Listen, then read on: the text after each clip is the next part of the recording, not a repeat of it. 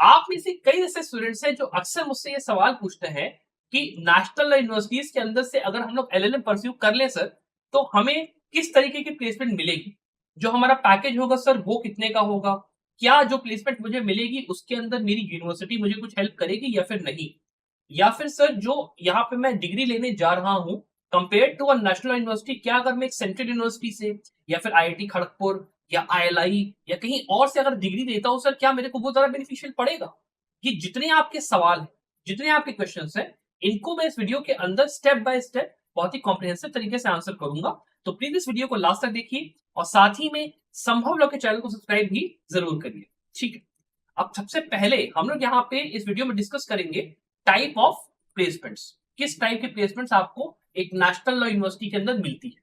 देखिए, जो पहली आपकी टाइप होती है वो होती है आपके एकेडमिक्स के अंदर placement.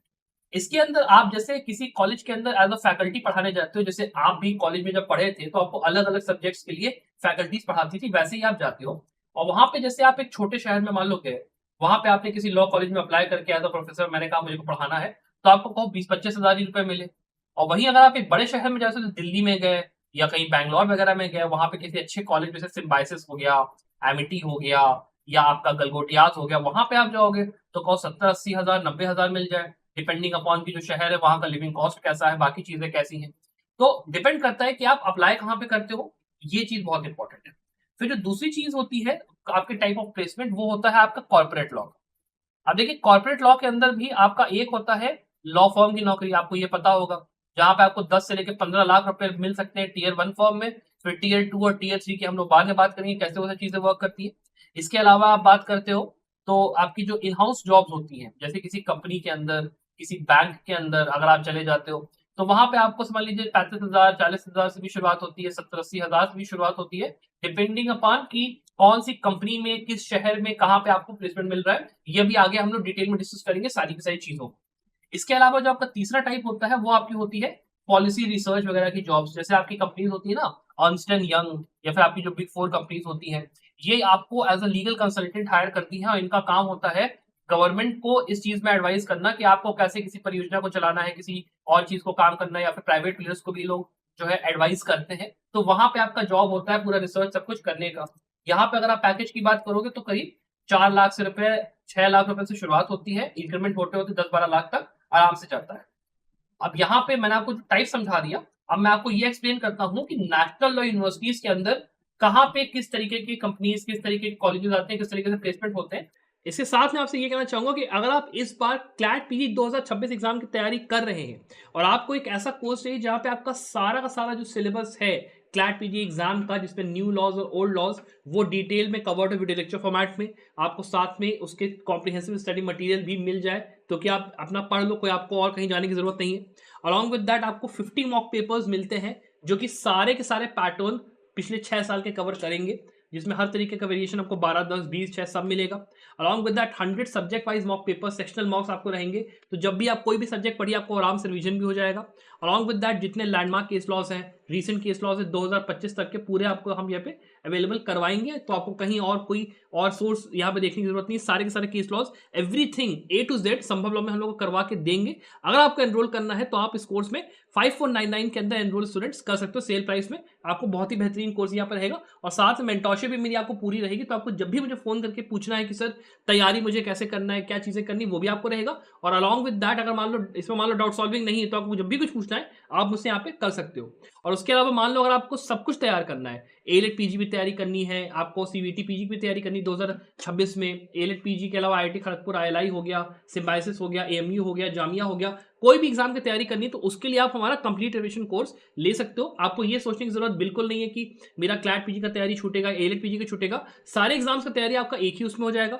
Video lecture study material सारे एग्जाम्स का होगा, मॉक पेपर सारे एग्जाम्स के होंगे।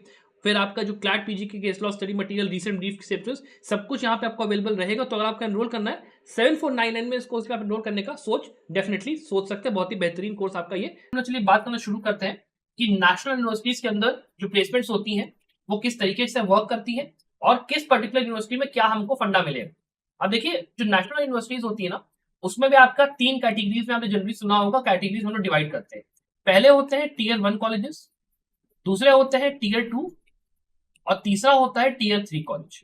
अब तीनों ही कॉलेज के अंदर अलग अलग प्लेसमेंट का सिनेरियो होता है, वो मैं आपको एक एक करके एक्सप्लेन करता हूँ। चलिए, टीयर 1 कॉलेजेस के अंदर क्या होगा, आपको एकेडमिक्स के लिए प्लेसमेंट आराम से मिलेगा, आपको कॉर्पोरेट लॉ के लिए प्लेसमेंट आराम से मिलेगा, आपको पब्लिक पॉलिसी के लिए सारी चीजों की प्लेसमेंट आराम से तीनों चीजों की मिलेगी। यहाँ पे प्लस आपका जो सैलरी का रहेगा बेसिस वो काफी ज्यादा रहेगा। अगर आप टीयर 2 कॉलेज में जाओगे उतना नहीं रहेगा, टीयर 1 कॉलेज में वो आपने देखा होगा मेजर मेजर मेट्रोपॉलिटन सिटीज में ये कॉलेजेस होते हैं, जैसे दिल्ली, बैंगलोर, आपका हैदराबाद, आपका कैलकाटा, ये सब मेजर सिटीज है जहां पे टॉप कॉलेजेस लाइक करते हैं, टॉप 5 टॉप 6 एनएलयूज। तो वहां से आपको आराम से जो कंपनीज होती है वो आपको पकड़ लेती है, उनका वहीं पे सेंटर होता है।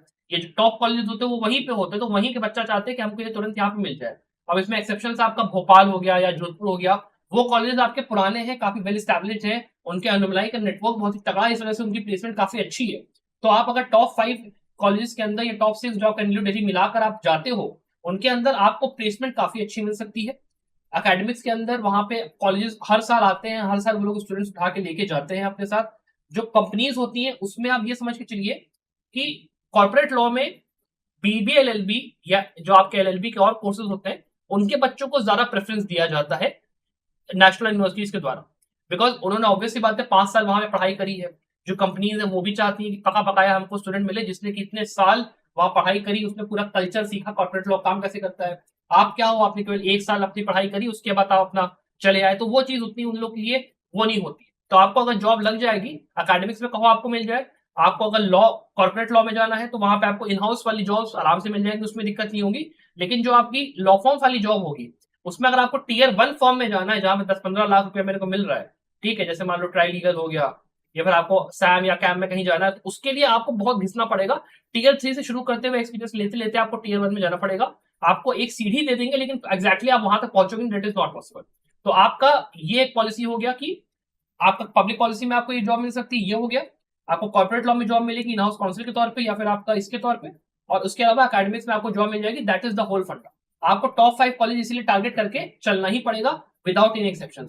अब इसमें भी देखिए क्या होता है, कुछ कॉलेज ऐसे होते हैं जहां पे प्लेसमेंट सेल होती है जो कि आपकी हेल्प करती है इन कॉलेजेस के अंदर जॉब पाने में। वहां पे वो पूरी कमिटी बनेगी, फिर आपके उन स्टूडेंट्स के साथ अगर आप कोलैबोरेट करके चलोगे तो वो हो सकता है आपके लिए बुला भी दें, या फिर फैकल्टी अपना रेफरेंस लगा के कंपनी बुलाए तो उसमें आपका प्लेसमेंट को आपको वो करना है। आपका काम क्या होता है कि आप टॉप 10 स्टूडेंट्स में रहो, अपना नाम लेके चलो, ताकि जब कंपनी शॉर्टलिस्ट करने के लिए या कॉलेज का शॉर्टलिस्ट करने के लिए बुलाए, जैसे क्रिमिनल लॉ कॉन्स्टिट्यूशनल लॉ में आपने स्पेशलाइजेशन करी, तो आपको सीधे एकेडमिक्स के अंदर आराम से प्लेसमेंट के लिए वो लोग कॉल करेंगे। आईपीआर में करोगे तो आईपीआर रिलेटेड जो आपकी कंपनी होती है वो आके वहां पे सीधे सीधे आपकी प्लेसमेंट के लिए वो करेंगी, तो वो अपना डेटा जब मंगाएंगे तो आप आराम से शॉर्टलिस्ट वहां पे हो जाओ।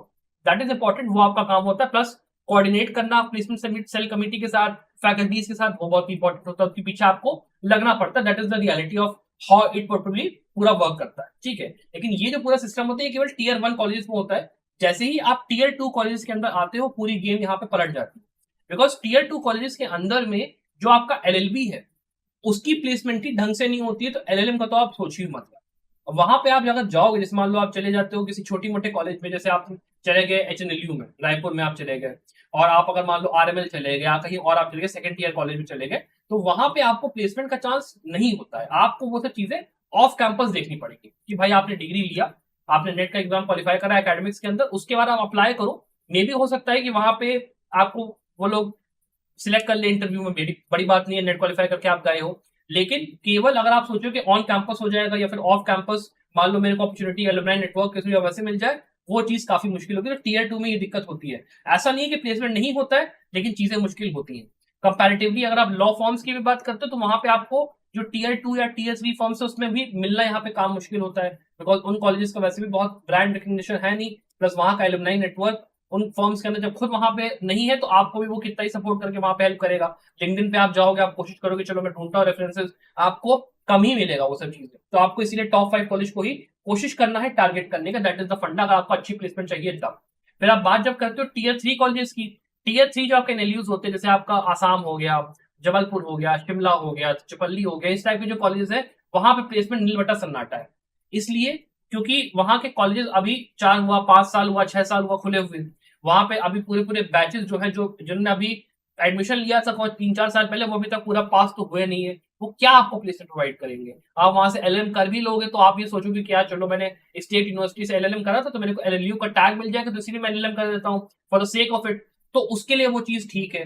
या फिर आपको बस मान लो जुडिशरी में जाना है, आपको कैसे एनएलयू से एलएलएम करना था, आपने चलो कर लिया, वो बेटर है। लेकिन प्लेसमेंट के पॉइंट ऑफ व्यू से टीयर 3 कॉलेज से अगर करने का सोच लो, बहुत ही खराब आइडिया है, मत करना।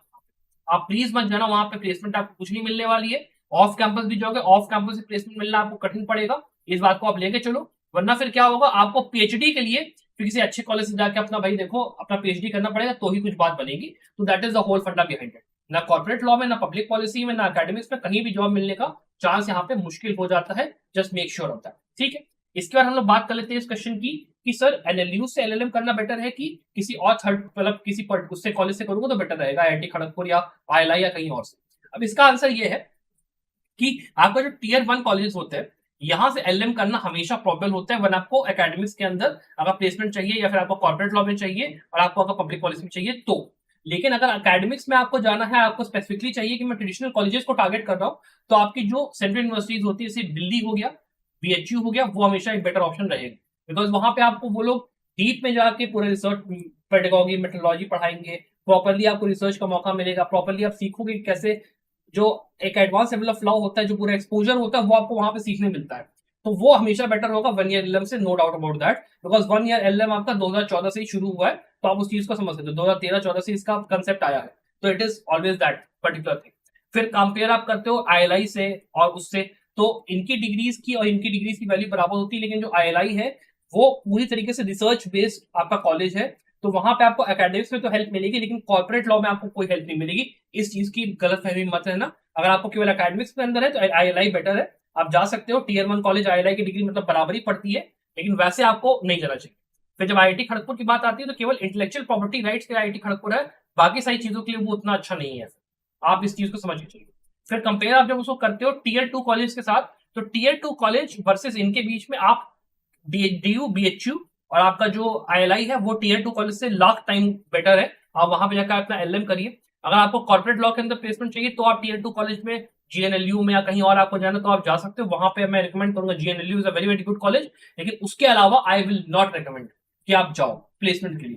और टीयर 3 कॉलेज के अंदर से अगर आपको अपना एलएलएम करना है तो वो तो बहुत ही खराब आइडिया है। इससे अच्छा आप जाके किसी प्राइवेट कॉलेज से, सिम्बाइसिस हो गया, जिंदल हो गया, वहां से आप जाके अपना एलएलएम कर लो। आपको एक बेटर एक्सपीरियंस, बेटर एक्सपोजर, बाकी बेटर सारी चीजें मिलेंगी compare to a 3 NLU. Simple सी बात है। तो इससे आपको मेरे ख्याल से एक काफी अच्छा आइडिया लग गया होगा कैसे सब चीजें वर्क करती हैं, कैसे कितना कॉलेज हेल्प करता है, कितना क्या होता है। अपार्ट फ्रॉम दैट अगर आपको एक डिटेल वीडियो चाहिए कैसे आपको एलएम परस्यू करना, तो उसका मैंने वीडियो बना रखा है। मतलब एलएम के अंदर कैसे प्लेसमेंट आपको पानी है, how do you want to get it, मैंने उसकी डिटेल वीडियो बनाई है, वो आपको डिस्क्रिप्शन में नीचे उसका लिंक मिल जाएगा, कार्ड भी आपका आ जाएगा।